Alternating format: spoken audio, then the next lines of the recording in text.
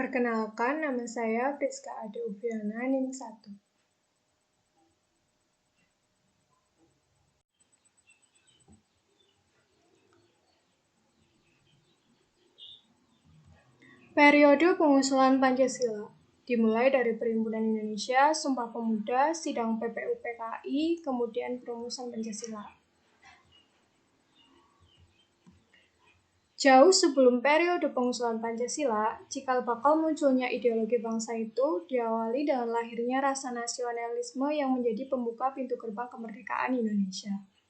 Ahli sejarah Sartono Kartodirjo sebagaimana dikutip oleh Muchtar Papotinggi dalam artikel yang berjudul Pancasila sebagai Model Rasionalitas Politik, menengarai bahwa benih nasionalisme sudah mulai tertanam kuat dalam gerakan Perhimpunan Indonesia, menghimbau agar segenap suku bangsa bersatu teguh menghadapi penjajahan. Disusul lahirnya Sumpah Pemuda 28 Oktober 1928 merupakan momen-momen perumusan diri bagi bangsa Indonesia. Sidang-sidang maraton PPUPKI tidak sedikit pun ada intervensi dari pihak penjajah Jepang. Para peserta sidang ditunjuk secara adil, bukan hanya atas dasar konsistensi masing-masing. Oleh karena itu, Papotinggi menegaskan bahwa diktum John Stuart Mill atas Cass R. Sunstein tentang keniscayaan mengumpulkan the best minds atau the best character yang dimiliki suatu bangsa, terutama di saat bangsa hendak membicarakan masalah-masalah kenegaraan tertinggi sudah terpenuhi. Proses perumusan Pancasila awalnya dilaksanakan pada 29 Mei sampai 1 Juni 1945. PPUPKI dibentuk oleh pemerintah pendudukan Jepang pada 29 Mei dengan jumlah anggota 60 orang. Badan ini diketuai oleh Dr. Hajiman Widyodiningrat yang didampingi oleh 2 orang ketua muda atau wakil ketua, yaitu Raden Panji Suroso dan Ije Pangase atau orang Jepang. PPUPKI dilantik oleh Letjen Kumakichi Harada, Panglima Tentara ke-16 Jepang di Jakarta pada 28 Mei 1945. Sehari setelah dilantik, 29 Mei 1945, dimulailah sidang yang pertama membahas calon dasar negara. Sidang tersebut menampilkan beberapa pembicara yaitu Mr. Muhammad Yamin, Insinyur Soekarno, Ki Bagus Hadikusumo, dan Mr. Supomo. Keempat tokoh tersebut menyampaikan usulan tentang dasar negara menurut pandangannya masing-masing. Meskipun terdapat perbedaan pendapat, mereka tidak mengurangi semangat persatuan dan kesatuan demi mewujudkan Indonesia merdeka.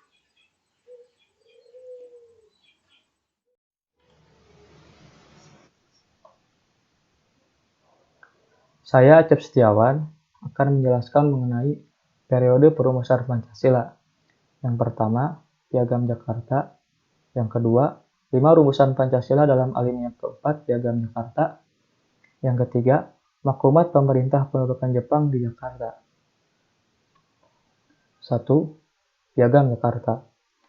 Piagam Jakarta adalah sebuah dokumen historis berupa kompromi antara pihak agamais dan pihak nasionalis dalam Badan Penyelidik Usaha-Usaha Persiapan Kemerdekaan Indonesia atau BPUPKI untuk menjembatani perbedaan pandangan dalam agama dan negara.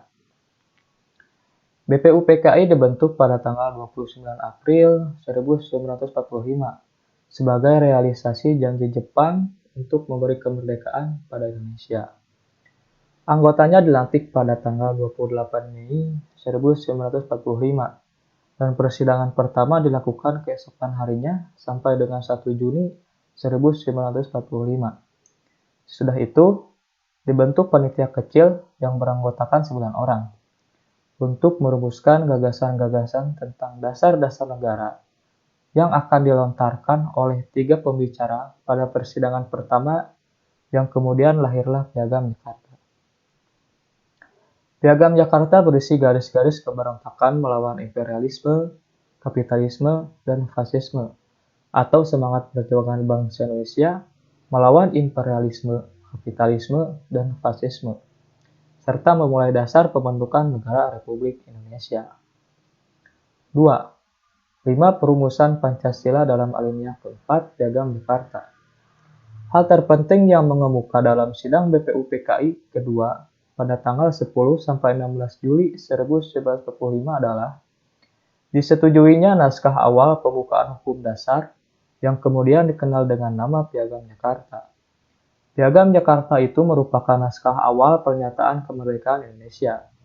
Pada alinea keempat, Piagam Jakarta itulah terdapat rumusan Pancasila sebagai berikut. 1. Ketuhanan dengan kewajiban menjalankan syariat Islam bagi pemeluk-pemeluknya. 2. Kemanusiaan yang adil dan beradab. 3. Persatuan Indonesia. 4. Kerakyatan yang dipimpin oleh hikmat kebijaksanaan dalam permusyawaratan perwakilan. 5. Keadilan sosial bagi seluruh rakyat Indonesia. 3. Maklumat pemerintah pendudukan Jepang di Jakarta. Ketika para pemimpin Indonesia sedang sibuk mempersiapkan kemerdekaan yang menurut skenario Jepang, secara tiba-tiba terjadi perubahan peta politik dunia. Salah satu penyebab terjadinya perubahan peta politik dunia itu ialah takluknya Jepang terhadap sekutu. Peristiwa itu ditandai dengan jatuhnya bom atom di kota Hiroshima pada tanggal 6 Agustus 1945.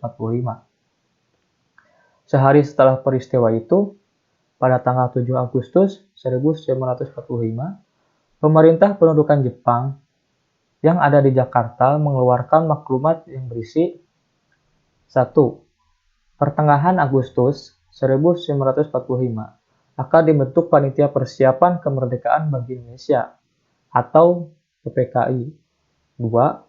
Panitia itu rencananya akan dilantik pada tanggal 18 Agustus 1945 dan mulai bersidang pada tanggal 19 Agustus 1945.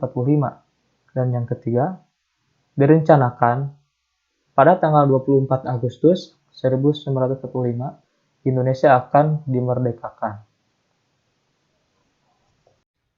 Perkenalkan, nama saya Bayu Tricahyo. Di sini saya akan melanjutkan pembahasan mengenai pembentukan PPKI dan juga Jepang menyerah tanpa syarat. Pembentukan PPKI atau Panitia Persiapan Kemerdekaan Indonesia. Pembentukan PPKI ini dilatar belakangi dengan peristiwa pemanggilan 3 tokoh yaitu Soekarno, Hatta, dan Rajiman oleh Jenderal Terauchi pada 8 Agustus 1945. Jenderal Terauchi adalah penguasa militer Jepang di kawasan Asia Tenggara yang berkedudukan di Saigon, Vietnam. Ketiga tokoh tersebut diberi kewenangan untuk segera membentuk Panitia Persiapan Kemerdekaan bagi Indonesia berdasarkan maklumat pemerintah Jepang 7 Agustus 1945. Setelah pulang dari Saigon, ketiga tokoh tersebut membentuk PPKI dengan total anggota 21 orang yang diketuai oleh Insinyur Soekarno. Selanjutnya yaitu Jepang menyerah tanpa syarat. Pada tanggal 9 Agustus 1945, Amerika dan sekutu menjatuhkan bom di kota Nagasaki. Pengoboman tersebut menjadikan kota tersebut luluh lantak, sehingga kekuatan Jepang semakin lemah dan akhirnya memaksa Jepang untuk menyerah tanpa syarat kepada sekutu pada 14 Agustus 1945. Menyerahnya Jepang kepada sekutu menjadikan daerah bekas pendudukan Jepang beralih ke sekutu, termasuk negara Indonesia. Sebelum tentara sekutu dapat menjangkau wilayah-wilayah itu, untuk sementara bala tentara Jepang masih ditugasi sebagai sekedar penjaga kekosongan kekuasaan sekutu. Kekosongan kekuasaan ini dimanfaatkan oleh para tokoh nasional. PPKI yang semula dibentuk Jepang karena Jepang sudah kalah dan tidak berkuasa lagi, maka para pemimpin nasional pada waktu itu segera mengambil keputusan politis penting, yang berupa melepaskan diri dari bayang-bayang kekuasaan Jepang dan mempercepat rencana kemerdekaan bangsa Indonesia. C. Periode pengesahan Pancasila. Pada pembahasan ini terdapat 4 poin yaitu peristiwa Rengas Dengklok, proklamasi kemerdekaan Indonesia, sidang PPKI kedua yang menghasilkan putusan-putusan penting, dan rumusan Pancasila dalam pembukaan UUD 1945. Peristiwa Rengas Dengklok. Pada tanggal 12 Agustus 1945, Soekarno, Hatta, dan Rajiman dipanggil oleh penguasa militer Jepang di Asia Selatan ke Saigon untuk membahas tentang kemerdekaan Indonesia sebagaimana yang pernah dijanjikan oleh Jepang. Akan tetapi kenyataannya pada 14 Agustus 1945, Jepang sudah menyerah kepada sekutu tanpa syarat. Akhirnya pada 15 Agustus 1945, Soekarno, Hatta, dan Rajiman kembali ke Indonesia. Kedatangan mereka disambut para pemuda yang mendesak agar kemerdekaan bangsa Indonesia diproklamasikan secepatnya. Para pemuda sudah mengetahui bahwa Jepang menyerah kepada sekutu sehingga Jepang sudah tidak memiliki kekuasaan di Indonesia. Kondisi tersebut menimbulkan kesalahpahaman antara kelompok pemuda dengan Soekarno dan kawan-kawannya, sehingga para pemuda akhirnya mengamankan Soekarno dan Hatta ke Rengas Dengklok. Selanjutnya yaitu Proklamasi Kemerdekaan Indonesia. Setelah melalui beberapa perundingan, akhirnya dicetuskanlah Proklamasi Kemerdekaan Indonesia pada 17 Agustus 1945. Teks kemerdekaan itu didiktekan oleh Muhammad Hatta dan ditulis tangan oleh Insinyur Soekarno pada dini hari. Dengan demikian, naskah bersejarah teks proklamasi kemerdekaan Indonesia ini digagas dan ditulis oleh dua tokoh proklamator tersebut, sehingga wajar jika mereka dinamakan Dwi Tunggal. Selanjutnya, naskah tersebut diketik oleh Sayuti Melik. Rancangan pernyataan kemerdekaan yang telah dipersiapkan oleh BPUPKI yang diberi nama Piagam Jakarta atau Jakarta Charter akhirnya tidak dibacakan pada 17 Agustus 1945 karena situasi politik yang berubah. Assalamualaikum warahmatullahi wabarakatuh. Perkenalkan, nama saya Bunga Sita Rehanul Fajriyah, NIM K1A020004. Jadi, satu hari setelah kemerdekaan bangsa Indonesia, yaitu pada tanggal 18 Agustus 1945, PPKI melaksanakan sidang kedua untuk menentukan dan menegaskan posisi bangsa Indonesia dari negara terjajah menjadi negara merdeka. Atas prakarsa Soekarno, PPKI ditambahkan 6 orang agar mewakili seluruh komponen bangsa Indonesia, yaitu Wirnata Kusuma, Ki Hajar Dewantoro, Kasman Singamangdimojo, Sayuti Melik, Iwa Kusuma Sumantri, dan Ahmad Subarjo. Di sidang kedua PPKI ini menghasilkan 3 putusan penting. Yang pertama, mengesahkan Undang-Undang Dasar 1945 yang terdiri dari pembukaan dan batang tubuh. Yang kedua, memilih presiden dan wakil presiden yaitu Insinyur Soekarno dan Muhammad Hatta. Dan yang ketiga, yaitu membentuk KNIP. Selanjutnya ada rumusan Pancasila dalam pembukaan Undang-Undang Dasar 1945 yang isinya 1. Ketuhanan yang Maha Esa, 2. Kemanusiaan yang adil dan beradab, 3. Persatuan Indonesia, 4. Kerakyatan yang dipimpin oleh hikmat kebijaksanaan dalam permusyawaratan perwakilan, dan 5. Keadilan sosial bagi seluruh rakyat Indonesia. Nah, kenapa sih hasil Pancasila itu berbeda sama rumusan yang ada di dalam Piagam Jakarta? Nah, ini tuh karena tuntutan masyarakat sebagai perwakilan dari Indonesia bagian timur yang menemui Muhammad Hatta dan mempermasalahkan 7 kata di belakang kata ketuhanan, yaitu dengan kewajiban menjalankan syariat Islam bagi pemeluk-pemeluknya. Nah, karena kesepakatan itu sudah diganti dan disepakati menjadi ketuhanan yang Maha Esa. Setelah proklamasi dan pengesahan Undang-Undang Dasar 1945, ada tantangan yang mengancam kedaulatan bangsa Indonesia, yaitu Belanda ingin menjajah lagi bangsa Indonesia dengan melakukan agresi kurang lebih 4 tahun. Setelah pengakuan kemerdekaan bangsa Indonesia oleh Belanda pada tanggal 27 Desember 1949, tanggal 17 Agustus 1950, Indonesia kembali dari Republik Indonesia Serikat atau RIS menjadi negara kesatuan. Perubahan bentuk negara dari serikat menjadi kesatuan tidak diikuti oleh perubahan Undang-Undang Dasar 1945, melainkan ada pembentukan konstitusi baru yaitu UUD 1950. 2005. Berdasarkan Undang-Undang Dasar sementara 1950, dilaksanakanlah pemilu pertama pada 1955. Pemilu ini untuk membentuk 2 badan perwakilan, yaitu Badan Konstituante yang akan mengemban tugas membuat konstitusi atau UUD, dan DPR yang akan berperan sebagai parlemen. Pada 1956, Badan Konstituante mulai bersidang di Bandung untuk membuat UUD yang definitif sebagai pengganti UUD 1950. Sebagian anggota menghendaki Islam sebagai dasar negara, sementara sebagian yang lain tetap menghendaki Pancasila sebagai dasar negara. Kebuntutan ini diselesaikan lewat voting, tetapi selalu gagal mencapai putusan karena selalu tidak memenuhi syarat voting yang ditetapkan. Akibatnya, banyak anggota konstituante yang menyatakan tidak akan lagi menghadiri sidang. Keadaan ini memprihatinkan Soekarno sebagai kepala negara. Akhirnya, pada 5 Juli 1159, Presiden Soekarno mengambil langkah darurat dengan mengeluarkan dekret. Setelah Dekret Presiden 5 Juli 1159, sistem pemerintahan didasarkan pada Undang-Undang 1945. Karena pemberlakuan UUD 1945 menuntut konsekuensi sebagai berikut.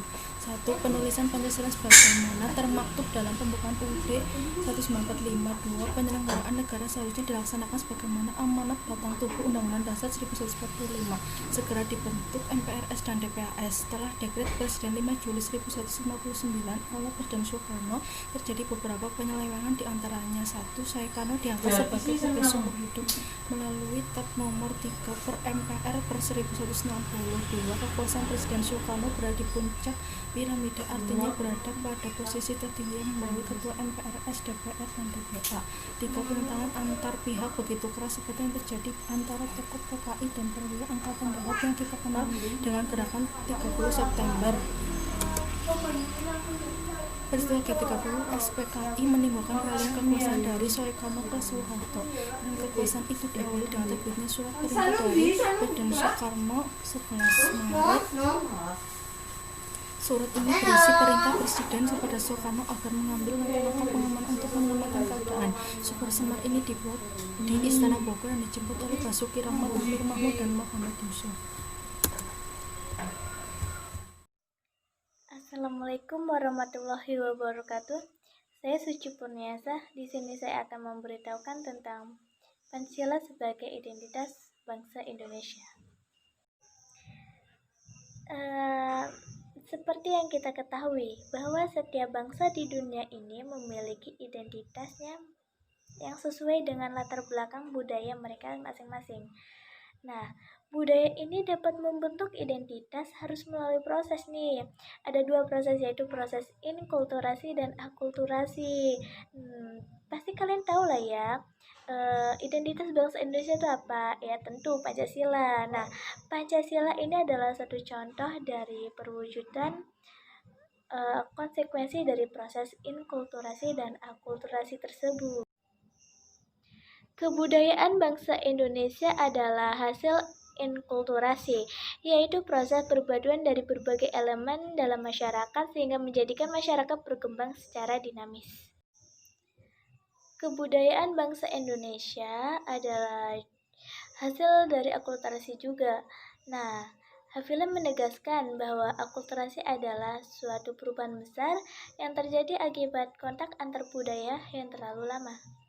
Ada beberapa hal yang terjadi dalam akulturasi. Yang pertama, substitusi, penggantian unsur atau kompleks yang ada oleh orang lain untuk mengambil alih fungsinya dengan perubahan strukturan yang minimal.